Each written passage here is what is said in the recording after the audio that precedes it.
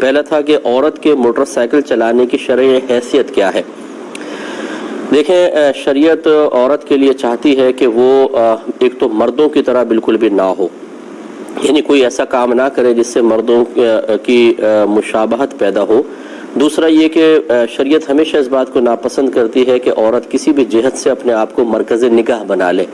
اسی لیے عورت کو بہت زیادہ تیز خوشبو لگا کر باہر نکلنے سے منع کیا گیا، کیونکہ جب وہ خوشبو لگا کر نکلے گی اور غیر مردوں تک پہنچے گی تو لازم سی بات ہے کہ آدمی اس کا مرکز اور مرجع دیکھتا ہے کہ کہاں سے خوشبو آئی تو عورت کی طرف توجہ ہو جائے گی۔ اسی طرح علماء نے منع فرمایا کہ عورتیں بہت زیادہ بھڑکیلے لباس، حتیٰ کہ اگر کوئی بہن برقع استعمال کرتی ہے تو اس طرح کا نہ کرے کہ اس میں نقش و نگار وغیرہ ہو، کہ کسی کی توجہ نہ بھی ہو تو اچانک اس کی طرف ہو جائے۔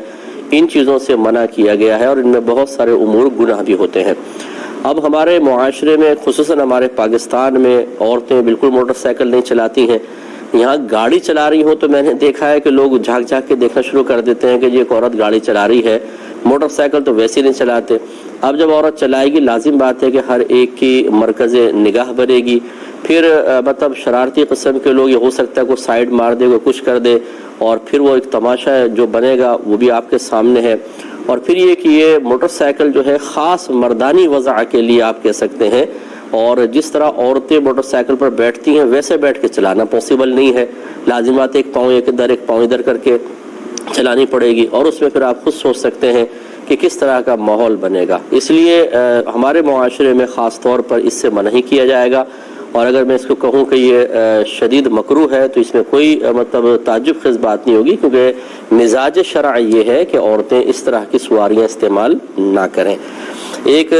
یہ خلاصہ کلام یہ ہوا کہ ہماری بہنیں جو ہیں وہ یہ موٹر سائیکل کی سواری، چونکہ یہ ایک ایسی سواری ہے جو خاص مردانی وضع کے لیے ہے، اور اس میں عورت لوگوں کی، مردوں کی نگاہوں کا مرجع بنے گی، اور پھر شرارتی قسم کے لوگ اس طرح شرارتیں کر کے، اور پھر ہمارے ہاں قانون کا تو آپ کو حال پتہ ہی ہے کہ بعض اوقات کچھ بھی نہیں ہو پاتا ہے، اور